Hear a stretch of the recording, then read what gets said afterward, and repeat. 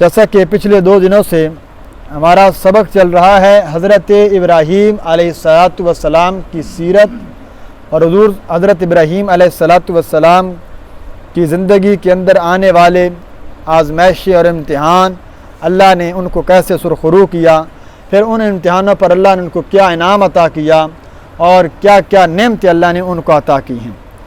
تو ابتدا کے اندر حضرت ابراہیم کی مختلف نعمتوں کے بارے میں فرمایا کہ جب حضرت ابراہیم کو آزمایا تو ہم نے ان کو مکمل پایا اور وہ اپنے وعدے کے اندر امتحان میں سرخرو ہوئے۔ پھر انہوں نے کچھ دعائیں مانگی، ایک اس شہر کے لیے مانگی تھی کہ اللہ اس کو امن کا گہوارہ بنا، اللہ نے وہ بنا دیا۔ رزق کی دعا کی، اللہ نے رزق عطا کر دیا۔ تیسرے نمبر پر فرمایا کہ حضرت ابراہیم کے مقام پر نماز یعنی 2 رکعت نفل نماز کو واجب قرار دے دیا۔ اسی طرح طواف، رکوع، اعتکاف، سجدہ کرنے والوں کے لیے فرمایا گھر کو پاک رکھیے۔ اس کے بعد فرمایا جو کوئی کفر کرے گا اس کا ٹھکانہ جہنم ہے اور بری جگہ ہے۔ پھر فرمایا بیت اللہ کی تاریخ کو ذکر کیا کہ ان لوگوں نے بیت اللہ کی بنیادوں پر نئی عمارت تعمیر کی تھی، اور وہی عمارت فرمایا کہ جو شروع سے چلی آ رہی تھی حضرت آدم سے پہلے، پھر بعد میں گرتی بنتی چلی آ رہی ہے۔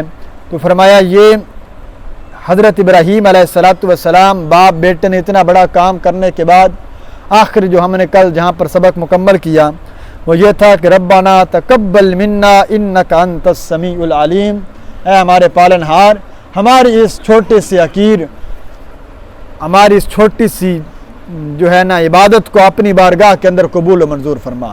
ہم نے جو محنت کی ہے، کاوش کی ہے، تیرے گھر کو بنایا ہے، لازمی بات ہے ہو سکتا ہے اس میں کوئی کمی کوتاہی رہ گئی ہو، اللہ اس کو ہمارے تمام اعمال کو قبول فرما، بے شک تو سننے والا ہے اور عالم جاننے والا ہے۔ اب آگے آ رہی ہے دعاؤں کا تتمہ بھی، اور 2 دعائیں آگے مزید آ رہی ہیں۔ یہ دعا اس کے اندر بھی حضرت ابراہیم علیہ السلام نے اپنے لیے اور اپنے بیٹے کے لیے اور اپنے بیٹے کی اولاد کے لیے ایک دعا کی جو اللہ نے وہ بھی قبول فرما لی، اور اس کے بعد پھر ایک دعا کی، اللہ نے پھر ساری دعائیں قبول کی، سارے انعامات اللہ نے ان کو دنیا کے اندر عطا فرمائے۔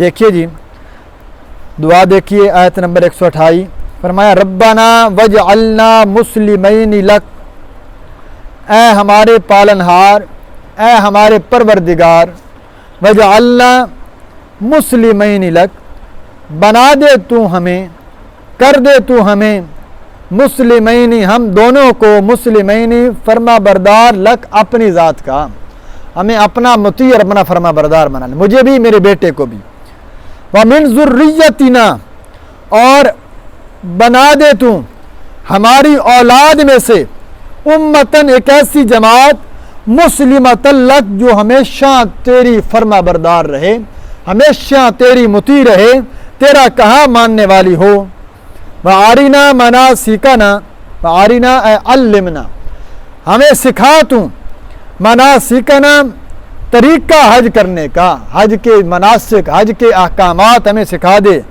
وَتُبْ عَلَيْنَا، ہمارے اوپر توجہ خاص فرمائیے، اِنَّكَ أَنْتَ التَّوَّابُ الرَّحِيمُ، اس لیے کہ بے شک تیوں ہی ہے تواب لوگوں کی توبہ قبول کرنے والا، الرحیم لوگوں کے اوپر رحم کرنے والا۔ یہاں بیت اللہ بنا چکے، تو اب بیت اللہ کو آباد کرنے کے لیے گھر جچتا ہے مکینوں کے ساتھ۔ جتنی بڑی عالی شان کوٹھی بنا دی جائے، اگر اس میں رہنے والا کوئی نہیں ہے تو کچھ عرصے کے بعد وہ کھنڈر بن جائے گی، وہ ویران ہو جائے گی۔ گھر کی رونق اس کے گھر والے ہوا کرتے ہیں۔ حضرت ابراہیم نے کہا مولا تیرے کہنے پر تیرا گھر تو بنا دیا ہے، لیکن اب اپنے اس گھر کو آباد کرنے کے لیے لوگوں کے دلوں کو اس جانب پھیر دیجئے، اور لوگ اس جانب آئیں، جوک در جوک آئیں گے، جس قدر یہ شہر آباد ہوگا، یہاں تیری عبادت خالص ہوتی رہے گی، تو ہمارا حصہ بھی اس میں شامل ہوتا رہے گا۔ پھر خاص طور پر مجھے اور میرے بیٹے کو اپنے فرما بردار بنائے رکھنا، ہمیں اپنے نافرمانوں میں شامل نہ کرنا، ہمیشہ اپنا مطیع اور فرما بردار رکھنا، اور ساتھ میں ہماری اولاد کے اندر امتن ایک ایسی جماعت قائم کرنا، ایک ایسا گروہ قائم رکھنا جو ہمیشہ تیرا فرما بردار رہے۔ اب اللہ رب العزت نے اللہ کے پیغمبر حضرت ابراہیم کی اس دعا کو کیسے قبول کیا؟ فرمایا اس دعا کو اس طرح قبول کیا کہ حضرت ابراہیم علیہ السلام کی اولاد کے اندر میں نے پہلے بتایا آپ جد الانبیاء ہیں کہ آپ کی نسل سے پھر اب فرمایا ابراہیم تیرے بعد اب میں نے جتنے پیغمبر دنیا میں بھیجنے ہیں تیری اولاد کے سوا میں کسی اور میں بھیجوں گا ہی نہیں، یہ تجھے انعام میں دینے لگا ہوں، ہمیشہ یہ جماعت رہے گی تیری نسل میں میں نے نبوت کو جاری کر دیا، تیری نسل پر میں نبوت کو ختم کروں گا، بس یہ بہت بڑا انعام تھا۔ پھر فرمایا ہاں ہو سکتا ہے اور ہوگا بھی صحیح کہ تیری نسل میں تیری آنے والے لوگوں کے اندر کچھ اللہ کے نافرمان بھی ہوں گے، کچھ شرک کرنے والے بھی ہوں گے، لیکن آپ نے چونکہ دعا مانگی ہے کہ میری امت میں سے میری اولاد میں سے ایک جماعت ایسی قائم رکھنا جو ہمیشہ تیرے فرما بردار رہے، اللہ نے یہ دعا بھی قبول کی۔ حضور صلی اللہ علیہ وسلم نے ارشاد فرمایا میری امت اور مجھ سے پہلے بھی ہر دور میں حضرت ابراہیم کی اولاد میں ایک جماعت ہمیشہ حق کے اوپر قائم رہی ہے اور ہمیشہ حق کی دعوت دیتی رہی ہے، چاہے حالات جتنے مرضی مشرک اور شرک کی طرف چلے جائیں۔ اور حضور علیہ السلام نے فرمایا اب میرے بعد بھی میری امت کے اندر ایک جماعت اور ایک گروہ ہمیشہ وہ حق پر کھڑا رہے گا، ہمیشہ وہ حق کے ساتھ رہے گا۔ فرمایا لوگوں کو حضرت امام احمد بن حنبل رحمہ اللہ کا فرمان ہے کہ فرمایا جس دن میں نے یہ بات سمجھ لی نا کہ سارے لوگوں کو راضی نہیں کیا جا سکتا، ہاں اللہ کو راضی کیا جا سکتا ہے، اس کی وجہ سے اگر لوگ ناراض ہوتے ہیں تو ہو جائیں، اس سے اندر میں نے اپنے لیے یہ نسخہ کیمیا سمجھا کہ اگر جس نے رب کو راضی کرنے کی کوشش کی اللہ نے اس کو دنیا کے لوگوں کو اس کے قدموں میں لا کر بٹھا دیا، اور جو لوگوں کے پیچھے بھاگا اللہ کی نافرمانی کر بیٹھا فرمایا انہی لوگوں کے سامنے میں نے اس کو ذلیل کر کے رکھ دیا۔ دارالعلوم دیوبند کے اندر شیخ الحدیث حضرت حسین احمد مدنی رحمہ اللہ یا کسی دوسرے شیخ الحدیث کا واقعہ ہے، سبق پڑھا رہے ہیں، سبق پڑھاتے پڑھاتے یہ بات ذکر کی کہ جو بندہ دین کو حاصل کرے گا دنیا سے بھاگے گا نا اور اللہ کی طرف ففروا الی اللہ، اللہ کی جانب آئے گا، اللہ اسی دنیا کو اس کے قدموں میں لا کر جمع کر دے گا۔ تو طالب علم تھے، حالات ظاہری بات اس کے خلاف تھے، تو انہوں نے کہا استاد جی یہ کون سی بات کر رہے ہیں، ایسا کیسے ہو سکتا ہے، جب تک ہم اس کے پیچھے نہیں جائیں گے تو وہ نہیں ملے گی۔ فرمایا نہیں ایسا نہیں ہے۔ اتنے میں وائس سرائے ہند جو انگریز تھا یا ہندوستان کی پارٹی کا ہوگا وہ ملنے آیا حضرت شیخ، کیونکہ سیاست کے ساتھ حضرت مدنی کا بڑا تعلق تھا، سارا دن سبق پڑھاتے، شام کو جلسے جلوس بھی کرتے، وہاں پر جاتے حصے بھی لیتے، پھر آ جاتے، رات کو 2 بجے بھی آئے ہیں، طالب علموں کو اٹھایا آؤ سبق پڑھ لو، پھر پتہ نہیں کب موقع ملے گا، تو یوں ترتیب چلتی تھی۔ جب آیا اس نے دیکھا کہ حضرت تو سبق پڑھا رہے ہیں اور اس نے مناسب نہیں سمجھا کہ ان کو سبق میں روکا جائے، وہ کچھ ہدیہ لایا تھا طالب علموں کے لیے اور حضرت کے لیے، تھیلی کے اندر اس نے وہ رقم جمع کی ہوئی تھی، تو کلاس کے باہر حضرت کے جوتے پڑے ہوئے تھے، وہ جوتوں میں رقم رکھ کے نا واپس چلا گیا۔ سبق پڑھا کر جب باہر نکلنے لگے نا تو دیکھا کہ جوتیوں میں تو پیسے پڑے، فوراً واپس آئے، فرمایا ساری کلاس کو کہا کہ باہر آئیے، ابھی جو ہم نے ایک سبق پڑھا تھا آپ نے کہا تھا یہ حضرت کیسے ممکن ہے، دیکھو میں دنیا کے پیچھے نہیں بھاگتا، جس سے ملاقات کرنے کے لیے لوگ ہفتوں اس کے گھر کے باہر بیٹھتے ہیں، آج چونکہ دین کی نسبت ہے میرے ساتھ، آج وہی شخص وہی دنیا کی چیز جس کے پیچھے لوگ بھاگتے پھرتے ہیں اللہ نے اس کو میری جوتیوں کے اندر لا کر رکھ دیا۔ تو ایک کرامت بھی ہو سکتی ہے، لیکن ظاہر کیا دکھایا کہ دنیا کے پیچھے بھاگو گی تو تمہیں ذلیل کر دے گی، ضرورت کے بقدر حاصل کرو گے دین کی طرف آؤ گے تو اللہ تمہیں فرمایا یہ سی دنیا کو تمہارے تابع کر دے گا۔ تو حضرت ابراہیم کی جماعت، اللہ کے نبی صلی اللہ علیہ وسلم کی جماعت، فرمایا ہر قیامت تک میری امت کی ایک جماعت ہمیشہ جہاد کرتی رہے گی اور ہمیشہ جہاد جاری رہے گا۔ الجہاد ماضٍ الی یوم القیامہ، جہاد قیامت تک ختم نہیں ہو سکتا، جہاد جاری رہے گا اور جہاد تو جاری رہنا ہی رہنا ہے۔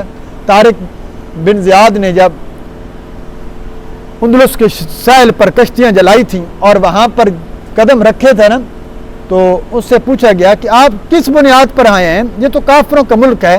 اس نے کہا کوئی زمین کافروں کی زمین نہیں ہوا کرتی، یہ ساری کی ساری زمین اللہ کی ہے اور قانون یہ ہے کہ اللہ کی زمین پر اللہ کا نظام نافذ کرنا چاہیے.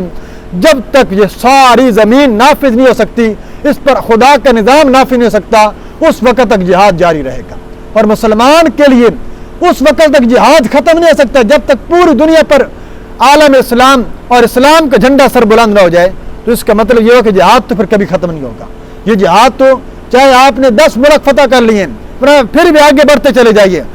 نیت کو زمین فتح کرنا نہیں ہوتی جہاد میں. جہاد کا کیا نیت ہے؟ اعلاء کلمت اللہ، اللہ کے دین کی سر بلندی، وہاں اسلامی نظام کو نافذ کرنا. فرمایا اسلامی نظام کے نفاذ کی کوشش یہ پہلی بنیادی کوششوں میں سے ہے، وگرنہ اسلامی نظام نافذ نہیں ہوگا نا. یہ جمہوریت کا نظام ہوگا تو اسی طرح کے قانون جو اسلام اور شریعت کے بالکل واضح خلاف ہیں وہ پاس ہوتے رہیں گے. کیوں جی؟ 2/3 اکثریت نے ووٹ دے دیا. یہ ووٹ دینے والے تو کل قیامت کے دن اللہ اور اس کے رسول کو منہ کیسے دکھائیں گے؟ یہ تو اپنی آخرت تو تباہ کر ہی چکے ہیں. لیکن ٹرانسجنڈر نام کے خواجہ سرام خسرو کے حقوق کے نام پر جی بل پاس ہوتا ہے کہ ہم جنس پرستی کے حقوق اس میں نکالے جاتے ہیں. مرد مرد سے شادی کر سکتا ہے، عورت عورت سے شادی کر سکتی ہے. کوئی مرد اپنے آپ کو عورت ظاہر کر سکتا ہے، نادر سے قوانین حاصل کر لے. کوئی عورت اپنے آپ کو مرد ظاہر کر سکتی ہے، حکومت اس کو مکمل سپورٹ کرے گی. بالکل ایک غیر شرعی فیصلہ مسلمانوں کی اسمبلی کے اندر پیش کیا جاتا ہے اور قبول کر لیا جاتا ہے. فرمایا یہ گواہی دینے والے، اس پر دستخط کرنے والے سب کے سب کل قیامت کے دن اللہ کی بارگاہ کے اندر دربار کے اندر یہ مجرم کی حیثیت میں پیش ہوں گے اور پھر انہیں حساب دینا پڑے گا. اللہ کی حلال کردہ چیزوں کو ساری دنیا کے متقی اور مفتی بھی مل کر جمع ہو جائیں، ایک قانون جمع کر لے جائیں. اللہ کی حرام کردہ چیز کو حلال نہیں کر سکتے اور اللہ کی حلال کردہ چیز کو حرام نہیں کر سکتے، جو واضح نصوص سے ثابت ہے. مجتہد مسائل فی مسائل میں بحث ہو سکتی ہے لیکن یہاں بحث نہیں ہو سکتی. تو فرمایا ایک جماعت ہمیشہ حق بولتی رہے گی. اپنی اپنی ضرورتوں پر اس کے اوپر آواز اٹھانا یہ ضروری ہے اور لازم ہے. پھر آگے فرمایا ہمیں حج کے کرنے کے طریقے، یعنی یہاں حج بیت اللہ ہوگا اس کے طریقے بھی سکھلا دے. وہ آگے سورہ حج کے اندر بھی وہ آئیں گے. اللہ نے کون کون سے طریقے بتلائے، کس طریقے سے حج کرنا ہے، کتنا بڑا کام کر چکے ہیں، کتنی بڑی اوپر بھی دعا مانگ چکے. پھر کہا اے اللہ وتوب علینا، ہماری توبہ قبول کر لیں، ہمارے اوپر رحمت فرما، ہم سے غلطی ہو گئی ہے تو ہماری غلطیوں کو معاف کر. انک انت التواب الرحیم، بے شک تو توبہ قبول کرنے والا الرحیم، رحم کرنے والا ہے. اگلی آیت دیکھیے، یہ مقصودی دعا آ رہی ہے جو حضرت ابراہیم کی ساری دعاؤں کا تتمہ ہے، ساری دعاؤں کا خلاصہ ہے. وہ دعا کیا ہے؟ دعا کے الفاظ دیکھیے، ربنا وابعث فیہم رسولا منہم، اے میرے پروردگار مبعوث کر اس امت مسلمہ کے اندر، ان لوگوں کے اندر، یعنی میری اس جو جماعت ہے نا اوپر امت مسلمہ اوپر کہا گیا، اس کے اندر ایک رسول منہم جو انہی میں سے ہو، یتلو علیہم جو تلاوت کرتا ہو علیہم ان کے اوپر آیاتک تیری آیتیں، ویعلمہم الکتاب اور وہ انہیں تعلیم دیتا ہو کتاب کی، والحکمت اور حکمت کی، ویزکیہم اور وہ انہیں پاک بھی کریں. جہاں حضرت ابراہیم نے ایک دعا مانگی، اے اللہ میں تجھ سے دعا یہ مانگتا ہوں کہ اس امت کے اندر میری آنے والی ضروریت کے اندر ایک رسول بھیجنا، رسولم ایک رسول منہم جو انہی انسانوں میں سے ہو، میری اسی امت میں سے ہو. اور اس رسول کا فریضہ کیا ہو؟ یہاں رسولم سے مراد حضور نبی کریم صلی اللہ علیہ وسلم کی ذات ہے، جس کے لیے حضرت ابراہیم نے دعا کی تھی، یا اللہ اس گھر کو آباد کرنے کے لیے اس کے اندر میری امت کے اندر پیغمبر ہی بھیج، پھر خاص طور پر ایک ایسا پیغمبر بھیج جو تیری کتاب پر. یہ تو ہر نبی نے یہ کام کیا لیکن حضور صلی اللہ علیہ وسلم کی بھی خاصیت ہے. فرمایا جو تیری تلاوت کرتا ہوں، قرآن مجید کی تلاوت بھی کرنا سب سے بڑا، یہ بھی ایک بہت بڑی فضیلت و ادب کا مقام ہے. تلاوت کر کے بتلائے. صحابہ عربی دان تھے، تلاوت نہیں آتی تھی انہیں؟ آتی تھی. فرمایا نہیں، پڑھ کر سنائے کہ قرآن پڑھنے کا طریقہ کیا ہے، یہ بھی ضروری ہے. پھر صرف تلاوت نہ کریں، وَيُعَلِّمُهُمُ الْكِتَابَ پھر انہیں اس تلاوت کے اندر لکھے ہوئے جو احکام ہیں، اترے ہوئے احکام، اس کی تعلیم بھی دے.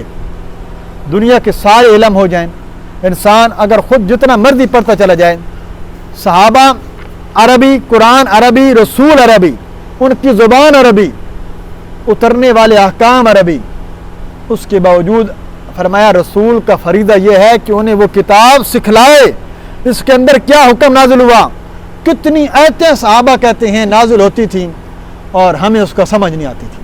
ہم حضور علیہ الصلوۃ والسلام کے پاس آتے، یا رسول اللہ اس آیت کا کیا مطلب ہے، اس آیت کا کیا مطلب ہے؟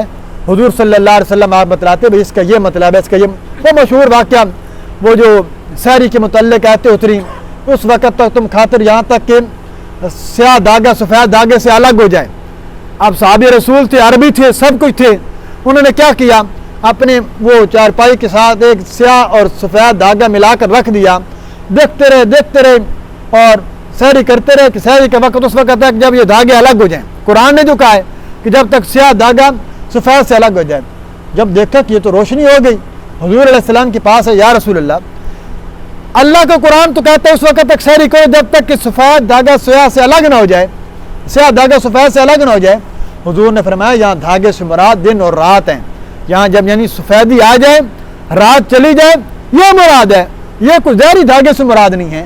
صحابہ یہ بھی سمجھا کرتے تھے، اس لیے علماء مفسرین نے لکھا کتاب اللہ کو اگرچہ انسان کو اجازت ہے کتاب اللہ پڑھے، کتاب اللہ کی آیات کو پڑھے تفسیر کے ساتھ، لیکن کیونکہ بہت ساری جگہوں پر اس کو اشکال ہوگا، بہت ساری جگہ اس کو سمجھنی پڑیں گی، تو فرمایا جب تک کتاب اللہ کو سیکھا نہیں جائے گا اس وقت تک یہ بھی ایسی کتاب ہے کہ یہ صرف خود پڑھنے سے مکمل حل نہیں ہوگی، بلکہ یہ سیکھنی پڑے گی اور اس کے لیے وقت نکالنا پڑے گا، اور یہ کتاب اللہ کا حق ہے، یہ کتاب اللہ کو سیکھا جائے۔ دو حق، تیسرا حق یہ ہے کہ حکمت کی باتیں سکھائے۔ حکمت سے مراد حدیث پاک ہے۔ حدیث کا میں نے بتایا تھا الفاظ نبی کے ہوتے ہیں، معنی اللہ کا ہوتا ہے۔ قرآن میں الفاظ بھی اللہ کے، معنی بھی اللہ کا، اسے کہتے ہیں وحی مطلوب۔ حدیث میں یہ ہے کہ الفاظ حضور علیہ السلام کے ہیں، لیکن جو مضمون ہے وہ کس نے القاء کیا ہے؟ اللہ رب العزت نے القاء کیا ہے، ذہن میں ڈالا، دل میں ڈالا، الہام کیا۔ حضور علیہ الصلوۃ والسلام کے بارے میں اللہ نے فرمایا وما ينطق عن الهوى ان هو الا وحی یوحى، حضور علیہ السلام کوئی کلمہ زبان سے نہیں نکالتے یعنی دین کے متعلق، مگر وہی اللہ تعالیٰ وہی فرماتے ہیں، تو پھر فرماتے ہیں۔ اس لیے وہی کی تعلیم بھی دینی، حدیث کی تعلیم، قرآن حدیث کے بغیر سمجھ میں نہیں آئے گا کبھی بھی۔ آل القرآن کا طبقہ آج نکلا ہوا ہے نا، وہ کہتے ہیں جی قرآن مانو، حدیث کی کیا ضرورت ہے؟ قرآن کہتا ہے نماز پڑھو، نماز کی رکعتیں کتنی، نماز کے فرائض کتنے، نماز کے واجبات کتنے، نماز کا طریقہ کیا ہے، قرآن نے نہیں ذکر کیا۔ قرآن کہتا ہے حج کرو، قرآن کہتا ہے زکوٰۃ ادا کرو، قرآن نے مختلف عبادات کا حکم دیا لیکن تفصیل نہیں بتلائی، تفصیل حدیث میں ملے گی، تفصیل کا طریقہ حضور علیہ السلام کی حدیث میں ملے گا۔ اور چوتھا اور آخری درجہ حضور کا یہ تھا کہ ان کے دلوں کو پاک بھی کریں۔ صرف نماز، صرف روزہ، صرف قرآن مجید کی تلاوت کر لینے سے فرمایا ایمان مکمل نہیں ہوگا، اپنے آپ کو پاک بھی کرنا پڑے گا، اخلاق اچھے بنانے پڑیں گے۔ جب تک اخلاق اچھے نہیں ہوں گے فرمایا جو مرضی کرو، اخلاق کے بغیر تمہاری تربیت نہیں۔ حضور علیہ السلام فرمایا تمہیں سب سے بہترین انسان وہ ہے جو سب سے زیادہ اللہ کے ہاں اچھے اخلاق والا ہے، اچھے اخلاق کا مظاہرہ کرنا۔ اور حضور علیہ السلام نے صحابہ کو اس طرح پاک کیا، اس طرح تزکیہ کیا، یہ کتنا لمبا مضمون ہے، یہ سب الگ مضمون تھے، لیکن میں نے کہا اختصاراً کہ حضور علیہ السلام وہی طبقہ، وہی جماعت جو زمانہ جاہلیت کہلاتا تھا اور کوئی ان پر بادشاہ حکومت کرنے کو تیار نہیں تھا، جب اللہ کے نبی نے قرآن کے ذریعے ان پر محنت کی، حدیث کے ذریعے ان پر محنت کی، آج اللہ کے نبی یہ کہہ رہے ہیں خیر القرون قرنی ثم الذین یلونہم ثم الذین یلونہم، اور لوگوں قیامت تک آنے والے زمانے میں سب سے بہترین زمانہ میرا، میرے صحابہ اور صحابہ کو دیکھنے والے تابعین کا زمانہ ہے۔ یہ تین زمانے سب سے بہترین زمانے ہیں، اس کے اندر دین اپنی اصلی حالت پر برقرار رہے گا۔ اور پھر وہ لوگ جن کو دیکھنا کوئی نہیں چاہتا تھا، اللہ کے نبی نے فرمایا آؤ میں تمہیں اپنے صحابہ کی فضیلت بتلاؤں کہ جنہوں نے قرآن کے ذریعے اپنے آپ کو پاک کیا۔ مر رعانی ان اللہ حرم، اللہ رب العزت نے حرام کر دیا ہے النار، آگ کو، علی من، اس شخص پر، کس کر، مر رعانی، جس نے مجھ کو دیکھا ایمان کی حالت میں، جس بندے نے مجھ کو دیکھا ایمان کی حالت میں، اللہ نے اس پر آگ جہنم کی آگ حرام کر دی۔ بڑی فضیلت ہے، हुजूर अलैहिस्सलाम को ईमान की हालत में देख लिया।